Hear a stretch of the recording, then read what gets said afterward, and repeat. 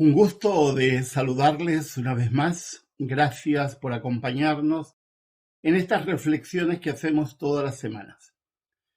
La semana pasada hablamos sobre 1 Corintios 7, los primeros 7 versículos, y dijimos que 1 Corintios 7 es uno de los capítulos complejos del Nuevo Testamento y que ha servido de base para un sinnúmero de ideas que nada tienen que ver con el pensamiento hebreo, ni siquiera con el pensamiento semita.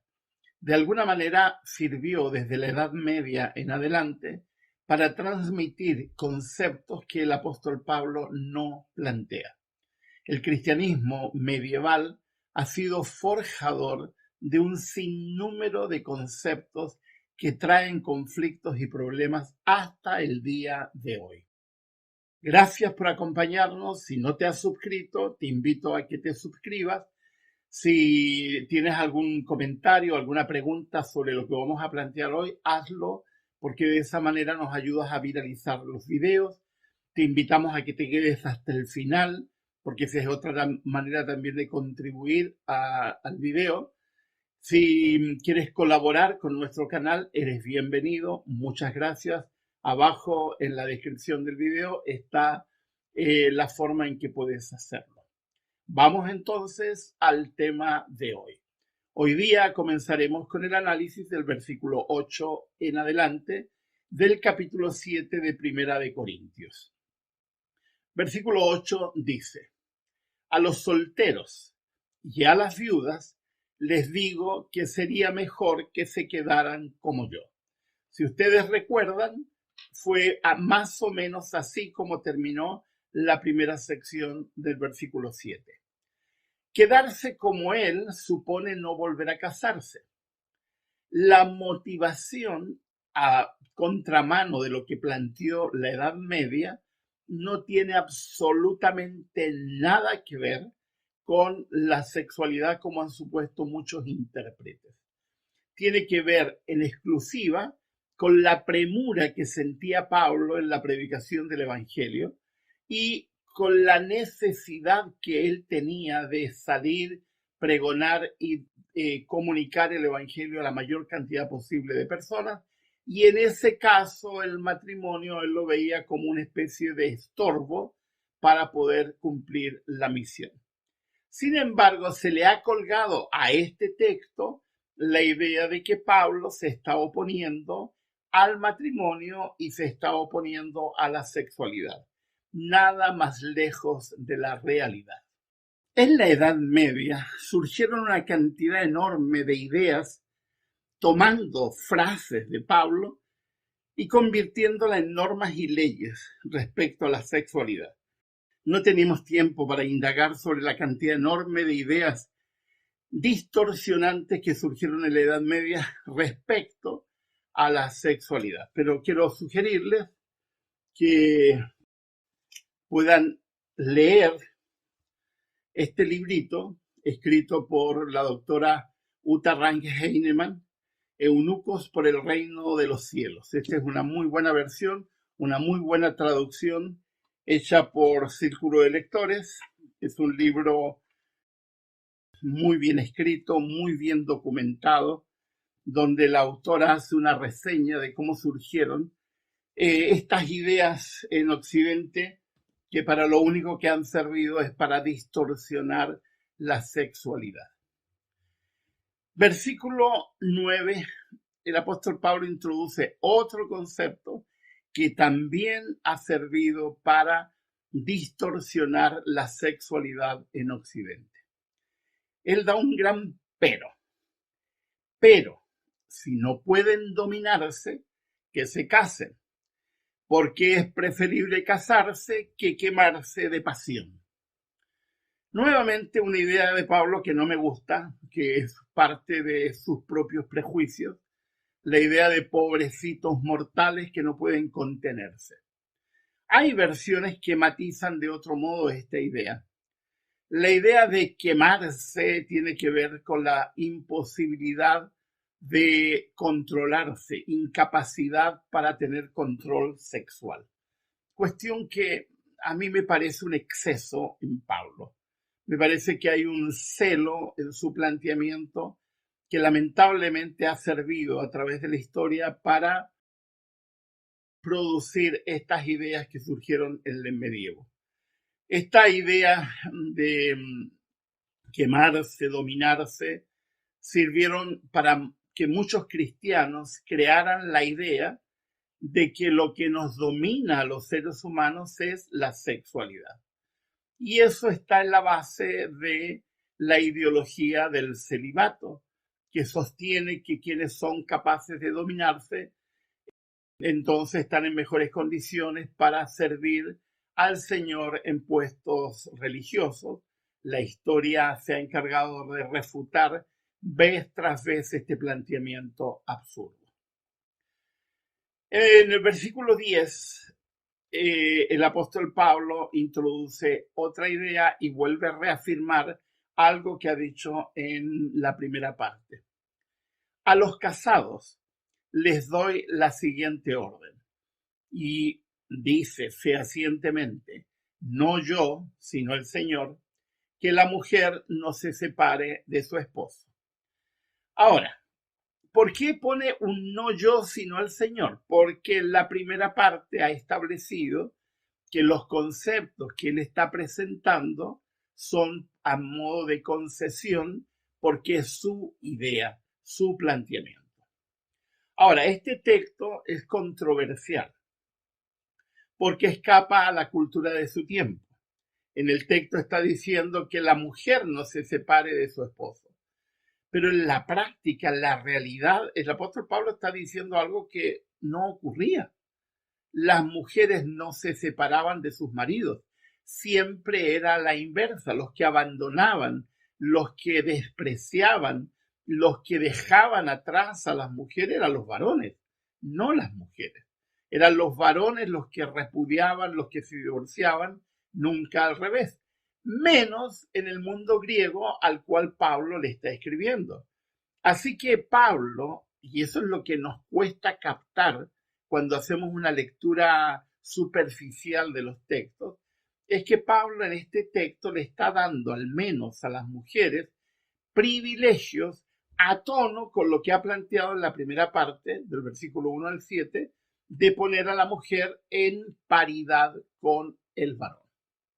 Y ahora viene un texto importantísimo, un texto que de pronto también nos cuesta entender con toda esta cultura antidivorcista que se ha introducido en el cristianismo, también a partir de una noción que no es bíblica, que simplemente es medieval. Voy a poner en la parte de arriba algunos links para que puedan ver algunas otras reflexiones que hemos hecho sobre versículos complicados que supuestamente avalarían el antidivorcio cuando en realidad es todo lo contrario. Él pone un sin embargo, es decir, en la primera parte dice no se separe, pero luego pone un sin embargo. Sin embargo, si se separa, que no se vuelva a casar. De lo contrario, que se reconcilie con su esposo. Y ahí entramos en un problemita. ¿Por qué? Porque parecería que Pablo está en contra del nuevo matrimonio, cosa que más adelante va a afirmar que no es así. Lo que está haciendo, porque le está escribiendo a una comunidad específica con problemas específicos y que probablemente está escribiendo porque conoce un par de situaciones, como una forma de decir, date tiempo, no te cases aún, espera a ver si te puedes reconciliar, porque conoce a las personas a las cuales les está escribiendo. Lo mismo que yo suelo decir en terapia. Si te vas a separar, sepárate, pero no tomes decisiones apresuradas porque es posible que tu esposo o tu esposa reaccione y quiera pedir ayuda y a lo mejor se puede salvar lo que en este momento aparece como insalvable. Ahora, le recomienda lo mismo al varón, asimismo que el hombre no se divorcie de su esposa. Ahora, esta idea de no volverse a casar es una idea extraña, tanto al pensamiento griego como al pensamiento hebreo. Porque en el pensamiento hebreo era lícito el nuevo matrimonio y en el pensamiento griego también. Y en el pensamiento hebreo lo dice claramente en Deuteronomio. Voy a dejar aquí un link para que analicen ese tema o lo vean, donde estaba perfectamente aceptado que se pudieran divorciar y pudieran volver a casarse, y no con esa famosa supuesta cláusula de excepción, que también voy a dejar acá el link para que lo vean, porque esa cláusula de excepción no existía, o es un invento también medieval. No era propio del pensamiento hebreo donde el divorcio estaba normalizado y legalizado. De hecho, el divorcio era aceptado, era legal y el nuevo matrimonio también. Ahora, lo interesante de este texto es que lo que le está pidiendo, se lo está pidiendo también al varón, y le está poniendo al varón y a la mujer, como viene haciendo en todo el texto, poniéndolos en paridad. Ahora, ¿por qué es tan importante para Corinto la paridad? Porque si bien es cierto, en el mundo hebreo la mujer estaba en condiciones muy desmejoradas en relación al varón, en la comunidad griega era muchísimo peor. Es decir, las mujeres tenían menos valor que un animal. Así que no es extraño este llamado que hace Pablo a la comunidad para buscar paridad. Lo mismo hace a la comunidad de Éfeso, que aunque estaba en Turquía, en lo que es actualmente Turquía, era una comunidad griega. Es decir, poner a la mujer y al varón en una sensación de paridad. Ahora, lo que sugiere, por lo extraño, es algo distinto a lo que normalmente se está hablando. En realidad está hablando de abandonar. Y en el caso de los varones lo mismo. Y esa palabrita la pasamos por alto. Está hablando de abandonar. Vamos a volver nuevamente a lo mismo. Ahora, fíjense la fraseología de Pablo, que lamentablemente no leemos o no le damos la importancia que tiene. A los demás les digo yo, no es mandamiento del Señor. Si lo anterior, una parte es mandato de Dios, otro tiene que ver con la cultura de Corinto. Pero esto es su idea, su planteamiento, y Pablo es muy honesto en sostenerlo. Tú puedes estar de acuerdo o no puedes estar de acuerdo con Pablo, pero Pablo te está diciendo, esta es una idea mía. Y hay algunas personas que dicen, ay, pero como está en la Biblia, tiene que ser como dice Pablo. No, si el mismo autor te está diciendo, esta es mi idea, y tú puedes con tu inteligencia, la capacidad que Dios te ha dado, de cuestionar o criticar el planteamiento de él, así como lo he hecho yo en la primera parte, diciendo que cuando Pablo habla de la sexualidad como deber, se equivoca. Es un error. Si algún hermano tiene una esposa que no es creyente y ella consiente en vivir con él, que no se divorcie de ella. Fíjense, aquí Pablo está introduciendo una posibilidad de divorcio que no aparece en ninguna parte de la escritura, porque en ninguna parte de la escritura habla la Biblia de un divorcio por causa de creencias distintas. Ahora, la idea es nueva, la admisibilidad de construir matrimonios con no creyentes. Cuando algunas personas me dicen, no, hay que casarse solo con creyentes, yo digo, bueno, explícame esto. Dime por qué Pablo está diciendo esto. Porque Pablo entiende que tenemos que ser más amplios de mente, no como ha ido ocurriendo en el cristianismo, que cada vez ha ido estrechando más la mente. Ahora, nuevamente, no aparece la palabra divorcio en el original, aparece la palabra afiemi, que en griego significa abandonar. La palabra para divorcio en griego es apostasion y no la usa en ninguna parte del texto, así que se está refiriendo más a abandono, a repudio, que a divorcio propiamente tal. En el versículo 13, como ha venido haciendo desde la primera parte, de poner al varón y a la mujer en la misma situación, evidentemente le da el mismo consejo a las mujeres. Y si una mujer tiene un esposo que no es creyente y él consiente en vivir con ella, que no se divorcie de él. Otro texto extraño. Las mujeres en Israel no pedían divorcio y en el mundo griego tampoco, pero aquí Pablo te está diciendo, lo puedes hacer. Cosa que muchos pasan por alto. Lo que está haciendo Pablo es poner a varones y mujeres en paridad. Nuevamente aparece la palabra afiemi, es decir, abandono. No es un eufemismo, es lo que solía ocurrir. Abandonar, dejar, repudiar. Dejarlo era una posibilidad, especialmente en el caso de creyentes casados con no creyentes, porque había un contexto de persecución.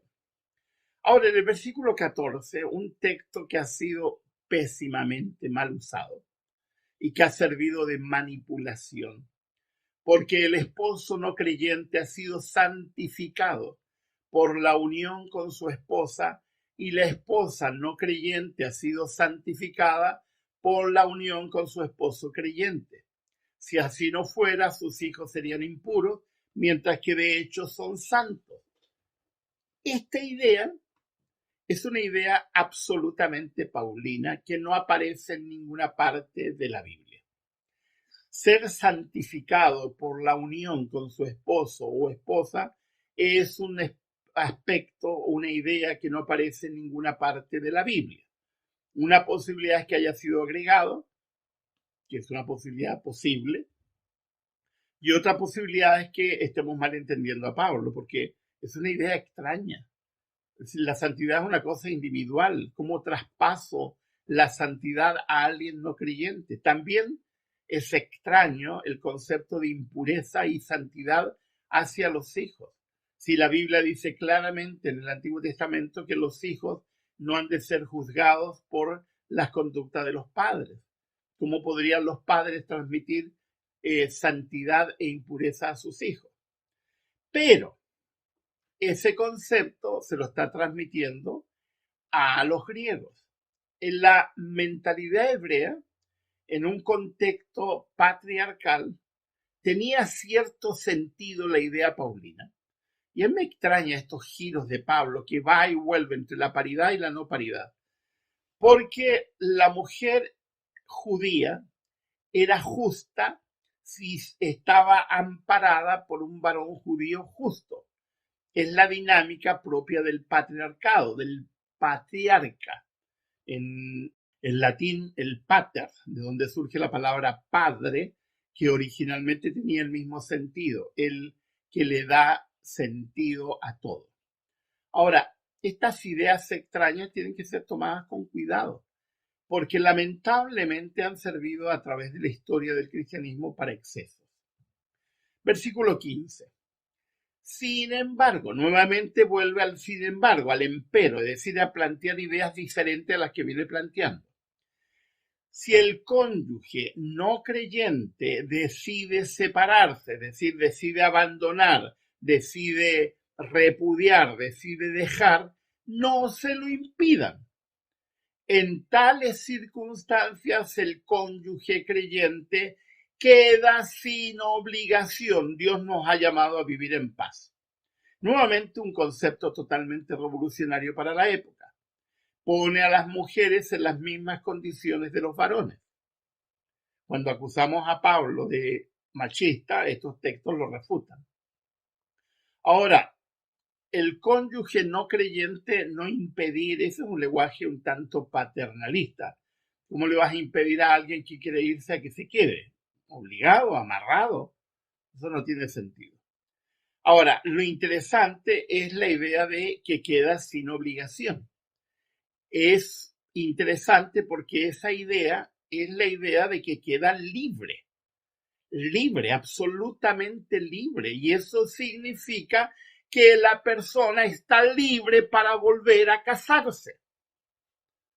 Ahora, quiero ser fehaciente en esto porque hay gente con esta capacidad mental que teniendo las evidencias bíblicas siguen sosteniendo tradiciones no bíblicas surgidas en la Edad Media, y aquí tienen todo un tratado histórico para probar de dónde surgen todas esas ideas falaces en la Edad Media, cuando la Biblia dice en Deuteronomio que la persona puede divorciarse y volver a casarse. Y en Deuteronomio no se da razón, por eso que la supuesta cláusula de excepción del Nuevo Testamento no tiene sentido, porque es una cláusula mal traducida. Cuando la gente dice sí, se puede volver a casarse si es que ha habido adulterio. ¿Perdón? Esta semana alguien me escribía y me decía, un querido pastor me dijo que mi esposo, que me había violado, me violó siendo novia, que me embarazó a la fuerza, que me torturó, que me golpeó delante de mis hijos, no podía abandonarlo porque él no había cometido adulterio. Pastores que me están escuchando, cuando dicen eso, ustedes son cómplices de tortura, de violación, de maltrato, de violencia y merecen legalmente la misma condena del violador, del maltratador, del torturador, porque se convierten en amparadores de delitos. ¿Cómo vas a decir que si no hay adulterio tienes que permitir que te sigan golpeando, que te sigan violando, que te sigan maltratando? Eso es horrible. Y le agregamos ese elemento de mala comprensión, podría salvarlo. ¿Qué ridiculez es esa? ¿Cómo vas a salvar a un torturador que no quiere ser salvado porque su actitud mental no le permite aceptar a Jesucristo? Porque una persona creyente nunca violaría a su esposa, nunca maltrataría a su esposa, nunca haría lo que hace y lo que hacen muchísima gente. Perdón, pero cuando el apóstol Pablo te está diciendo queda sin obligación, te está diciendo tiene derecho a volver a casarse. Pablo, que es un rabino, Pablo que entiende que no hay causales para un nuevo matrimonio. No hay causales. El apóstol Pablo nunca dice te puedes volver a casar solo si es que hay adulterio. No lo dice. Porque él está entendiendo Deuteronomio, el texto que nos cuesta tanto entender y que Jesús validó cuando Jesús habló de la carta de divorcio. Allí arriba les dejo el link para que lo puedan ver. Dios nos ha llamado para vivir en paz. Implica que pueden vivir en una condición sin reyertas, sin conflictos. Ahora, es posible que puedan haber situaciones difíciles. Ahora, el siguiente versículo a mí me parece que es una interpolación. Y acúsenme a mí. Yo digo como diría Pablo, esta es idea mía. Péguenme si quieren. Pero me parece pero muy extraño que habiendo dicho el apóstol Pablo en el versículo anterior, quedas libre, estás sin obligación, puedes volver a casarte, porque eso es lo que está diciendo, agregue en el versículo 16, ¿cómo sabes tu mujer si acaso salvarás a tu esposo? ¿O cómo sabes tu hombre si acaso salvarás a tu esposa? Este es un texto extrañísimo, es un texto forzado, porque el argumento termina en el versículo anterior y esto aparece como un agregado, porque es como si quisieran decir, pero tengan presente, para empezar, yo no puedo salvar a mi esposa y mi esposa no me puede salvar a mí. Nos pone una carga que no nos corresponde. Y basados en estos versículos, en este versículo específicamente, que yo creo que es una interpolación, algunos le dicen, no, hermana, deje que su esposa la siga violando, que la siga torturando, que la siga maltratando, porque usted podría salvarlo. A mí, perdónenme que me apasione con esto, escucho todas las semanas tanto dolor por este tipo de versículos mal encarados, mal traducidos, mal enfocados, que finalmente lo único que crean es dolor y sufrimiento. La semana pasada, una chica joven, casada con un violador, porque se llama violación cuando alguien te obliga a tener relaciones sexuales en contra de su voluntad. Un hombre que le hacía gaslight, es decir, que hacía maltrato psicológico sutil. y al cual ella decidió dejar. Y la han condenado hasta el día de hoy porque no había adulterio. Entonces, ¿por qué te separas si no hay adulterio? Es decir, sigue viviendo con tu violador. Otra persona de otro país, una mujer muy inteligente cognitivamente, pero que le costó mucho crecer en su inteligencia emocional, decidió abandonar a su marido, también violador, también maltratador físico y psicológico, también un maltratador económico, también un maltratador de mantenerla a ella excluida de la posibilidad de emerger como profesional, porque era profesional, un individuo con serios problemas de autoestima, como la mayoría de los maltratadores, y ella lo abandonó. Y la iglesia, entre comillas, porque esa no es iglesia, es una comunidad de cómplices de un torturador, la condenaron a ella porque abandonó a su pobre marido, que lo único que hizo fue violarla, nada más. Y como le dijo un estúpido, y perdóneme que use esa palabra porque es una estupidez, bueno, él tiene derecho a violarla si es su marido. ¿Perdón? ¿Perdón? ¿De cuándo el hecho de ser casado te da derecho al estupro, a la violación? Si la relación sexual, aun cuando estés casado, es consensuado, nunca es obligada, y si es obligada deja de ser consensuada, y si no es consensuado es violación. Por eso que muchos países han introducido la figura legal de violación marital, es decir, individuos que violan creyendo que tienen el derecho a hacerlo porque están casados, y no, señor, no tienes derecho.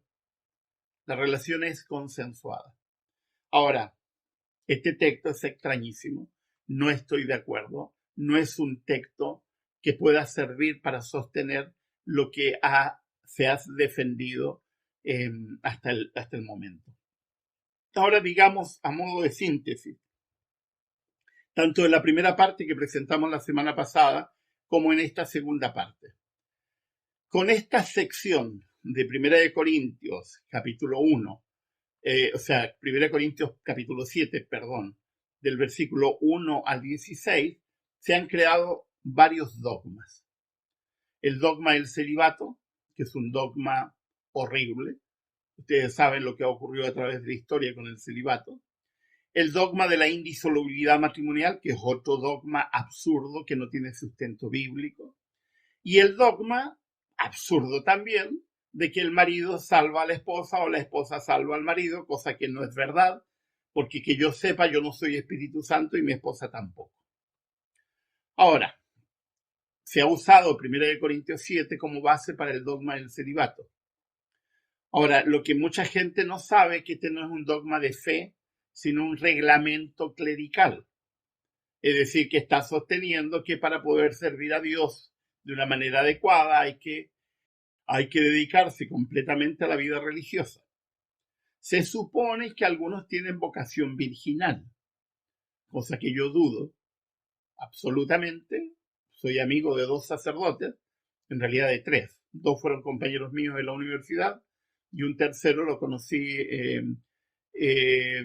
carteándome. Nunca hemos hablado de manera personal, somos amigos de carta. Y con los 3 bromeo mucho con lo del celibato. Uno de ellos ha sido muy honesto diciendo que es muy difícil para él. El celibato como tal comenzó el siglo XI. Es decir, durante 11 siglos no se dieron cuenta de 1 Corintios 7. Perdónenme. Siglo XI se le ocurrió a alguien, un iluminado, y introdujo esto en el concilio de Letrán y luego en el concilio de Trento, y a partir de ahí se sostiene un dogma que no tiene fundamento bíblico. Luego, el dogma de la indisolubilidad del matrimonio es un dogma no revisable por el catolicismo. Y es un dogma que se mantiene hasta el día de hoy y que mucha gente protestante, aun cuando es protestante y supuestamente se basan en la Biblia, todavía lo siguen sosteniendo, aun cuando ese dogma no tiene fundamento bíblico. El dogma de la indisolubilidad matrimonial es el 7º sacramento, que sostiene que no se debe romper el matrimonio por ninguna razón. Y yo digo, perdón, salvo que seas multimillonario, salvo que seas rico, salvo que seas rey. En ese caso, la iglesia suele hacer excepciones, lo cual me parece una hipocresía horrible. La realidad es que el catolicismo ha mantenido una actitud ambigua en relación con este tema, lo mismo que han mantenido muchísimos grupos protestantes. Yo recuerdo muy bien que en el país donde yo me crié, que fue Chile, hacían rasgaban vestiduras cuando una chica se embarazaba no estando casada. ¡Ay, pecadora! No puedes casarte de blanco, no puedes casarte en la iglesia a menos que fueras hija de pastor, de un presidente o de alguna persona con influencia o alguien rico. Porque siempre había excepciones. Y eso me parece una posición hipócrita y ambigua. Y entre paréntesis, no hay ninguna base bíblica para sostener que alguien no podría ser casado o casarlo si ha tenido relaciones sexuales prematrimoniales. No hay ningún fundamento bíblico. Ese es simplemente otro dogma introducido por el protestantismo. Lamentablemente muchas iglesias, en vez de ayudar, en vez de colaborar, ponen cargas sobre la gente que finalmente no sirve. En algunos casos, si ha dado su consentimiento al divorcio el protestantismo y el catolicismo. Ahora, otro dogma que se sustenta en estos textos es el dogma del divorcio. En base a estos textos se ha sostenido que el divorcio no es lícito porque podría salvar a tu marido te podría salvar a ti, cosa que no es verdad y lo más probable es que, dado el contexto, es un agregado. Hasta el Concilio Vaticano II, los divorciados no tenían derecho a ser católicos. Y hasta la actualidad, en muchas iglesias protestantes, un divorciado no puede ser pastor, no puede ser líder o no puede tener cargos dentro de una iglesia, lo cual también me parece horrible y una hipocresía horrible, porque, perdónenme, el ser divorciado no es pecado, pero el ser mentiroso, chismoso, ladrón, sí lo es. Y hay un montón de chismosos y ladrones que tienen puestos en la iglesia, algunos de ellos son pastores y líderes y siguen siéndolo. Pero si eres divorciado, hoy no, eso no. A menos que haya habido adulterio de la otra parte, ahí tú quedas libre porque tú eres inocente. Cuando eso también es falso, aquí no hay inocencias, lo que hay son responsabilidades compartidas. Desde 1960 en el catolicismo comenzó a haber un leve cambio respecto a los divorciados. En el derecho canónico no se le permite a un divorciado volver a casarse. También en esto hay ambigüedad porque si eres rico, si eres rey, si eres multimillonario, si haces una gran ofrenda a la iglesia, entonces podemos hacer una excepción. Cosa que ocurre también en todos los grupos protestantes. En todos. Y esto me parece horrible, porque para algunas cosas sí, para otras cosas no. Si tienes pedigrí dentro de una organización protestante, entonces tal vez podemos pensar. Ahora, ¿para qué ha servido 1 Corintios 7? Para crear una sexualidad desequilibrada. Estos enfoques de la indisolubilidad, estos enfoques del no divorcio, estos enfoques del no un nuevo matrimonio, estos enfoques del celibato, todos conceptos falsos han enrarecido el ambiente y han posibilitado la pedofilia entre clérigos, la violencia sexual, la represión sexual y la mala educación sexual, cosa que termina siendo un gravísimo problema para todas las comunidades cristianas. Te casaste, te equivocaste, te das cuenta de que no es con la persona con la cual deberías haberte casado. Bueno, es preferible que te divorcies a que te mantengas en una tortura permanente. Te casaste y la persona que supuestamente era una blanca paloma resultó ser un buitre disfrazado y te está tratando de una manera horrible, entonces no sigas en una relación que te puede destruir. Y lo digo con toda honestidad y con toda la fuerza. Sé que a algunas personas no les va a gustar este video Y sé que algunas personas me van a satanizar, como ya lo han hecho muchísimas veces. Sé que algunos me van a tratar como me suelen tratar, de resentido. Yo no soy resentido. No tengo ningún resentimiento y ningún odio con nadie. Vivo en paz y duermo en paz. No sé si alguno de los que me critican lo puede decir.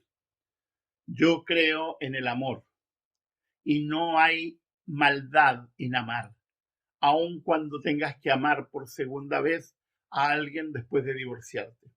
Creo en la sexualidad como un don de Dios y no hay pecado en tener relaciones sexuales con alguien que amas. Así que, perdónenme, bíblicamente hay un montón de cosas que no se sustentan. En primera de Corintios 7, no lo puedes usar para establecer conceptos equivocados.